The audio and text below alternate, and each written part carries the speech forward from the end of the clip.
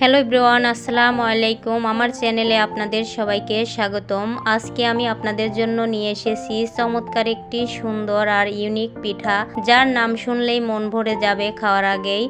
এর নাম হৃদয়হরণ পিঠা, লাভ পিঠা, পান পিঠা বলে থাকি। শুধুমাত্র ঘরে থাকা মাত্র 1 কাপ আটা দিয়ে খুব সহজেই বানিয়ে ফেলতে পারবেন এই নরম তুলতুলে আর দেখতে দারুণ সুন্দর পিঠা। একবার বানালে পরিবারের সবাই বারবার খেতে চাইবে। তাহলে চলুন আর দেরি না করে শুরু করা যাক আজকের হৃদয়হরণ পিঠার অসাধারণ রেসিপি। এখানে আমি চুলার উপর আগের থেকে একটা প্যান বসিয়ে দিয়েছিলাম। পরিমাণ মতো গলা বাটির মতো পানি দিয়ে দিয়েছি আর অল্প একটু লবণ দিয়ে দিলাম। এখন পানিটা একদম সুন্দর মতো ফুটে গেছে। তারপরে আমি এখানে 1 বাটি মেপে ময়দা দিয়ে দিলাম। ময়দাটা সুন্দর করে আমি সফট করে খামির বানিয়ে নেব। তবে প্রিয় বন্ধুরা, এখানে আপনারা আটাও দিতে পারেন। আর শুধুমাত্র 1 কাপ ময়দা বা আটা দিয়ে যদি এত সুন্দর মুখরোচক নাস্তা হয় তাহলে কিন্তু ভালোই হয়। বেশি একটা উপকরণও লাগবে না আর কোনো একটা কষ্টও হবে না, খুব সহজেই বানানো যায়। এখন দেখতে পাচ্ছেন খামিরটা আমি সুন্দর করে নামিয়ে নিয়েছি বানিয়ে, আর 5 মিনিটের মতো ঢাকা দিয়ে রেখে দিয়েছিলাম, তাহলে অনেকটাই সফট হয়ে যাবে। এখানে দেখতে পাচ্ছেন একটু গরম ছিল, এই জন্য অল্প একটু আমি পানি দিয়ে বেটারটা সুন্দর করে হাত দিয়ে বানিয়ে নিলাম। আপনারা দেখেই বুঝতে পারছেন কতটা সফট হয়েছে। তবে প্রিয় বন্ধুরা, আমার চ্যানেলে কিন্তু প্রতিদিনই নতুন নতুন একটা করে রেসিপি আপলোড হয়। রেসিপিগুলো দেখার জন্য অবশ্যই চ্যানেলটি সাবস্ক্রাইব করে পাশে থাকা বেল আইকনটি অন করে রাখতে হবে, তাহলে যখনই নোটিফিকেশন যাবে ভিডিওগুলো দেখে নিতে পারেন। এ পর্যায়ে কথা বলতে বলতে খামিরটা আমি দেখতে পাচ্ছেন কয়েকটা লেচি কেটে নিয়েছি। সেখান থেকে একটা লেচি নিয়ে রুটি বেলে নিচ্ছি। আর রুটিটা কিন্তু একদমই পাতলা করে বেলে নেব, যেভাবে আমরা রুটি বানিয়ে খাই এই রুটিটাও সেভাবেই বানায় নেব। এই যে দেখতে পাচ্ছেন রুটিটা কিন্তু বেলা হয়ে গেছে, আর কতটা পাতলা করছি আপনারা দেখেই বুঝতে পারছেন। তবে প্রিয় বন্ধুরা, অবশ্যই ফলো করবেন। আমি এখন পিঠাটা বানাবো যেভাবে, এভাবে করে রুটিটা একদিক থেকে বাজ দেব, আবার অপর দিক থেকেও বাজ দেব। আমরা কিন্তু এভাবে করে ছোটোবেলায় কাগজ বা বইয়ের কাগজ দিয়ে পাখা বানিয়েছি। ছোটোবেলায় কথা যাদের মনে আছে তারা কিন্তু অবশ্যই বুঝবেন। সেভাবে করেই এই হৃদয়হরণ পিঠার শেপটা দিতে হবে, আর খেতে কিন্তু দুর্দান্ত হয়। বেশি করে বানাতে হবে। আমি কিন্তু অনেকটাই কম করে বানিয়েছিলাম, আমার ছেলেদের কিন্তু অনেকটাই পছন্দ হয়েছিল। আর এই যে দেখতে পাচ্ছেন সুন্দর মতো কিন্তু ভাঁজটা দেওয়া হয়ে গেছে। এ পর্যায়ে আমি পানের মতো বা লাভের মতো করে বানিয়ে নেব। এটাও আপনারা অবশ্যই প্রিয় দর্শক বা বন্ধুরা ফলো করবেন। এই যে এভাবে করে আমি 2 মাথা আগে আটকে দিলাম, তারপরে মাঝখানে এভাবে করে চাপ দিয়ে দেখতেই পারছেন কতটা সহজ এই পিঠাগুলো বানানো। আর বেশি একটা উপকরণও লাগে না, আপনাদেরকে আগেই বলছি। শুধুমাত্র চিনি আর ময়দা বা আটা হলেই পিঠাগুলো হয়ে যাবে।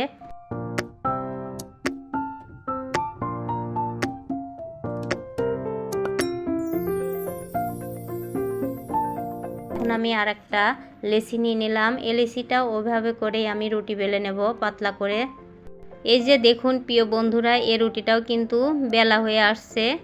তবে প্রিয় বন্ধুরা, এ পর্যন্ত ভিডিওটা দেখতে দেখতে ছোট্ট একটা লাইক দিতে যারা ভুলে গেছেন, প্লিজ ছোট্ট একটা লাইক দিয়ে ভিডিওটা প্রথম থেকে শেষ পর্যন্ত ফুল কন্টিনিউ করে দিবেন।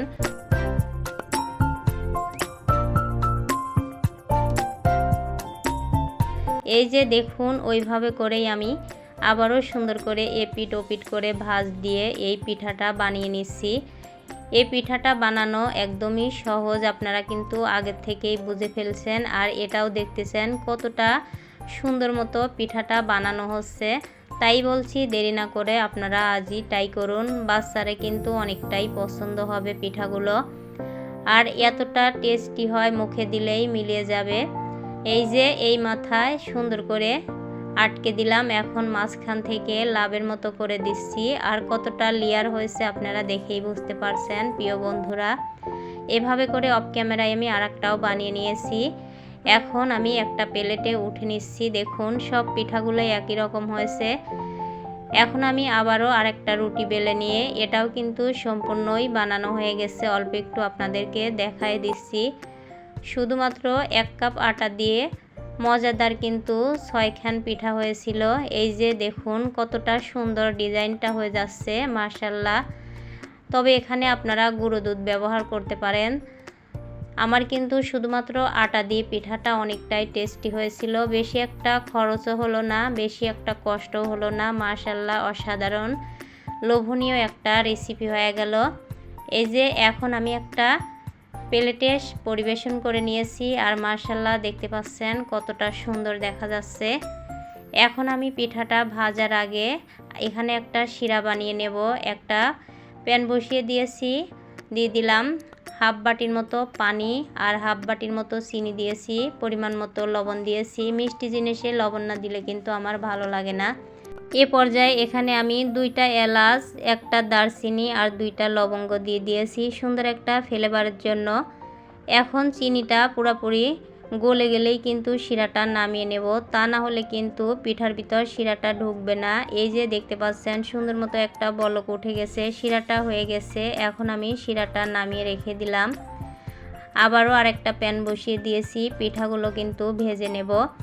পরিমাণ মতো সয়াবিন তেল দিয়ে দিলাম। তেলটা গরম হয়ে গেছে, খুন্তি দিয়ে একটু নাড়াচাড়া করে দিচ্ছি, তাহলে নিচ থেকে লেগে যাবে না। এখন আমি পিঠাগুলো দিয়ে দেব। তবে এখানে আমি 6 পিস পিঠা 2বার করে ভেজে নেব। এই যে দেখতে পাচ্ছেন 3 পিস পিঠা আমি দিয়ে দিলাম। আর পিঠাটা কিন্তু বেশি একটা গ্যাসের ফ্লেম হাইতেও দিবেন না, আবার নর্মালেও দিবেন না, মাঝারিতে রেখে পিঠাগুলো ভাজতে হবে। তাহলে সুন্দর একটা কালারও আসবে আর সুন্দর মতো কিন্তু ভাজাও হবে। আর অনেকটা সময় নিয়ে কিন্তু আমি পিঠাগুলো ভেজে নিয়েছিলাম, আপনারা কিন্তু দেখেই বুঝতে পারছেন। খেয়াল করে কিন্তু পিঠাগুলো উল্টে পাল্টে ভালো করে ভেজে নিতে হবে, তা না হলে কিন্তু একদিকে পুড়ে গেলে খারাপ দেখা যাবে, খেতেও কিন্তু তিতা লাগবে। এই যে দেখুন এদিক ওদিক করে সুন্দর করে উল্টে পাল্টে আমি পিঠাগুলো ভেজে নিচ্ছি প্রিয় বন্ধুরা আমার। আর সুন্দর একটা কালার আসলে কিন্তু পিঠাগুলো নামিয়ে নেব, তাহলেই বুঝতে পারবেন সুন্দর একটা কালার হবে। আমার পিঠাগুলোর কালার দেখেই আপনারা বুঝতে পারছেন কতটা লোভনীয় হয়েছিল। এই যে সুন্দর একটা কালার এসেছে। এখানে আমি একটা প্লেটে উঠে নিচ্ছি, তেলটা ঝেড়ে উঠে নিচ্ছি। এভাবে করে 3 পিস পিঠা ভাজা হয়ে গেছে। এখন আমি ওই তেলের ভিতরে আর 3 পিস পিঠা দিয়ে দিলাম। আর এখানে কিন্তু বেশি একটা তেল লাগে নাই প্রিয় বন্ধুরা, সামান্য এই তেলেই কিন্তু পিঠাগুলো ভাজা হয়ে গেছিল, বরং তেল কিন্তু বেঁচে গেছিল। এভাবে করে এই পিঠাগুলো কিন্তু উল্টে পাল্টে সুন্দর একটা কালার আসা পর্যন্ত ভালো করে ভেজে নেব।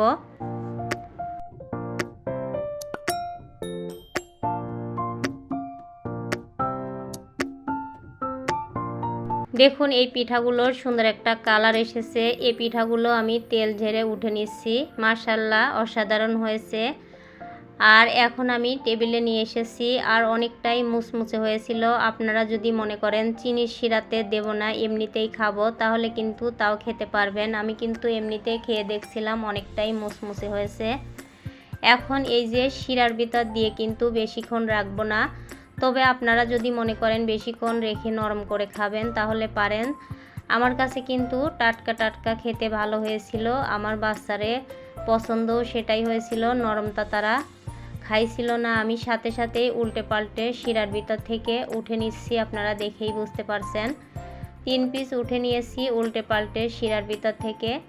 আবারও 3 পিস দিয়ে দিলাম। এই 3 পিসও কিন্তু সুন্দর করে উল্টে পাল্টে উঠে দিচ্ছি। বেশিক্ষণ কিন্তু শিরার ভিতর রাখছিলাম না, অল্প সময় রাখছিলাম, তাই কিন্তু অনেকটাই নরম হয়ে গেছিল। আর শিরাটা কিন্তু গরম না, ঠান্ডা শিরাতে আমি দিয়েছিলাম পিঠাগুলো। তবে প্রিয় বন্ধুরা আমার পিঠা রেসিপিটি আপনাদের কাছে কেমন লাগলো? যদি আপনাদের কাছে এতটুকু ভালো লেগে থাকে একটা লাইক দিবেন, সুন্দর একটা কমেন্ট করবেন আর শেয়ার করে আপনাদের বন্ধুদের মাঝে দেখার সুযোগ করে দিবেন। আর যদি বেশি ভালো লেগে থাকে নতুন নতুন সহজ সহজ রেসিপি পাওয়ার জন্য চ্যানেলটি সাবস্ক্রাইব করে পাশেই থাকতে পারেন। তবে আজকের মতো এখানেই বিদায় নিচ্ছি। ততক্ষণে সবাই ভালো থাকবেন, সুস্থ থাকবেন। আল্লাহ হাফেজ। ধন্যবাদ সবাইকে। আসসালামু আলাইকুম।